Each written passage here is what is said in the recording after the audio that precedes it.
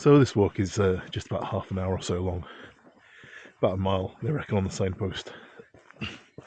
And it takes in small gravel pits. It's quite a lot of standing deadwood, disappointing lack of fungi. But it's just getting out and seeing what I can see. I've taken a few pictures as I go. Live in hope there'll be something more. It's nice moss, but haven't got my macro lens today. But it is good just to get out there and just walk around, take the camera, just take a standard zoom, and just see what you can see. Or even a standard zoom. One of my favourite games is to put a 50mm on and just go out with that. And one lens, one camera, and forces you to get creative in different ways. So today I'm working with 2470 f4, nothing special. It's what you'd get on most Nikon Zs, I think, as a standard kit lens. And it's a great little lens. It's lightweight, it's sharp. I use it quite a lot. I have the 2.8, which I use if I need the ultimate quality and if I'm working in low light. So that was great for the wedding last weekend. I think I shot most of the wedding on that, along with the 70-200 2.8. But I do like these f4s. My main lens for architecture is the f4 14-30, I think it is. Which is, again, it's great, it's lightweight, and it just does the job. Now, been chatting away as I walk, quite liking this. So we've got some nice yellow leaves coming in against the dark greens, so let's get a bit closer and see what we can do.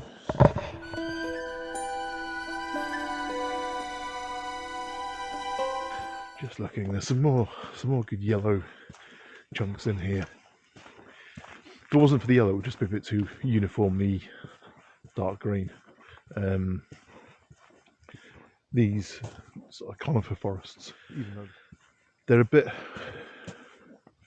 they can be a bit one-dimensional. You need either really great light or something else going on to make them work.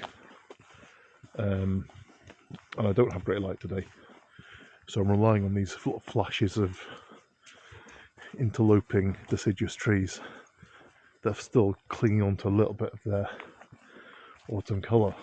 And it's really shocking lack of fungi.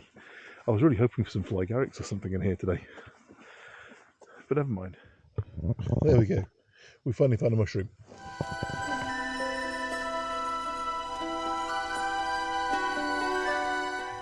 Unfortunately, it's a little bit dull. I say, no macro lens. I've had a go, done the best I can with it. We'll see how we go. Maybe there might be some more, who knows. But something that's not brown and wood colour would be marvellous. I do love those little iridescent mushrooms that people keep taking pictures of, which I've never seen in my life. I don't even know where to begin to look for that kind of thing.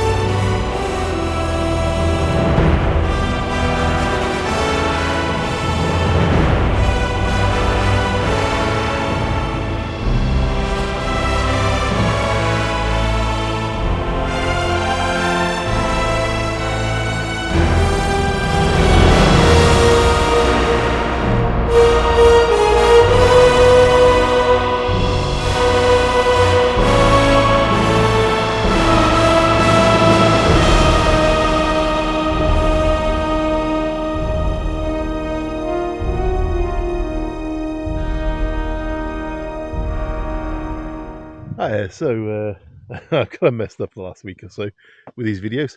I had my video camera set to manual, hadn't noticed, and I overexposed everything madly. So I've wrapped the last 2 weeks into this one. And I thought I'd finish up by bringing you to one of my favourite little spots, high up above Loch Ness. Now, the view is kind of like that, which is beautiful, but it doesn't really work great with a normal camera. So for this one, to get a really great image, I like to work with a drone. Now, the drone I use is a Mavic 3, just a pretty standard Mavic 3. I use it for my commercial work as well. I've not got the Pro. I've never really seen what else it gives me.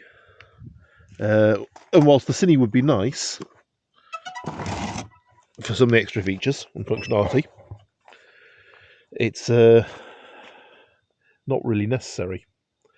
So I'm going to show you kind of what I do with the drone here for a nice panoramic, I think, of Loch Ness with this early morning mist over it. It's pretty beautiful today, I've got to say. The sun's just caught in behind the clouds still, but it's still giving a sort of golden cast to the air. So here we go. Let's go.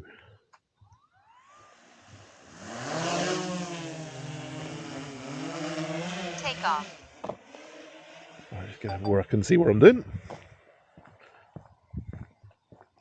Updated. So I quite like it with the sun just into the frame a bit. That's quite cool. Landing. No, don't land, don't land.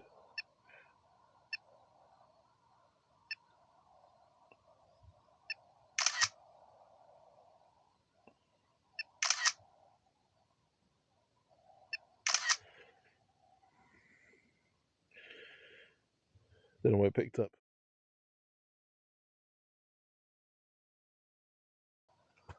Just within line of sight still. So what I do is I tend to do 3 shots with an overlap to do this kind of work. I like to get somewhere 16:9-ish or maybe a little bit wider. It's clearing up a little bit now, it's looking quite nice. Oh yes. So now we can see some of the loch in the view, which is kind of what I want. One thing I've talked about a little bit is travelling light, and when I'm working, what I carry as a commercial photographer. So I thought I'd give you a little introduction to my camera bag. So we have my drone kit, which is pretty straightforward really. I've got a set of ND filters, I've got the Mavic 3, the controller. I like the controls with the screen, it saves me a lot of hassle. 3 spare batteries. That's basically it.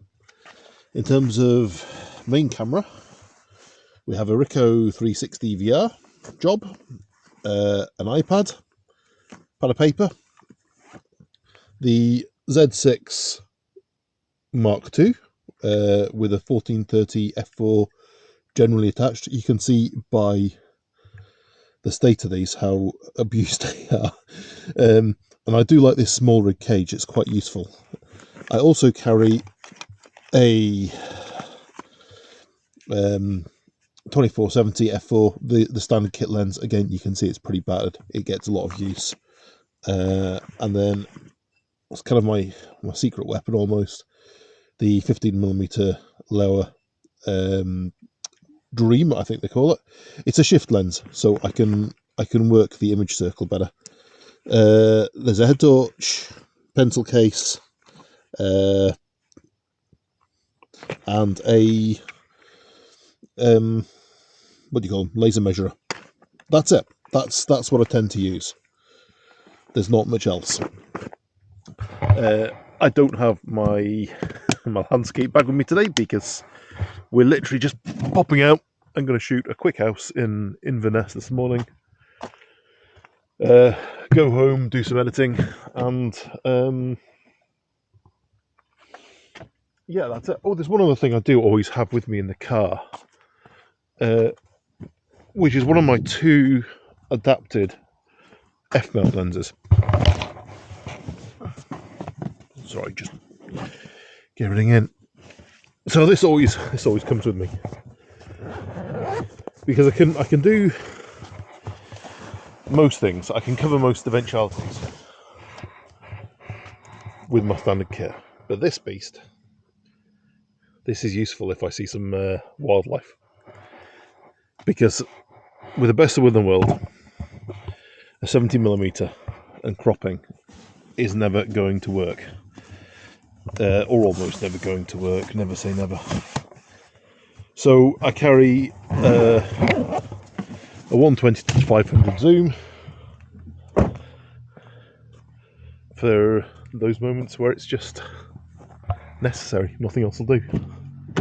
Hopefully this video is not too hodgepodge. I'll try and get back to doing more location stuff, techniques, how I work kind of videos from next week, which I'll probably do this week to be honest. The weather's still pretty good. It's meant to change next week to something less good. But we might start seeing some snow and some ice and some frost, so I'm kind of looking forward to that. We've had an absolutely stunning couple of weeks. It's been beautiful weather. Today's a little bit misty at the moment, but once this burns off, it's blue skies and sunshine again. I was over in the West Coast last week and it was 19 degrees. It was the best day of the year. It's been something else. But I'm looking for something more seasonal. I do like shooting in bad weather. Something else we can maybe look into, and carrying on my project towards finding old remains, human influence on the landscape, that kind of stuff. Anyway, that's enough for now. We'll see you next time. Bye bye.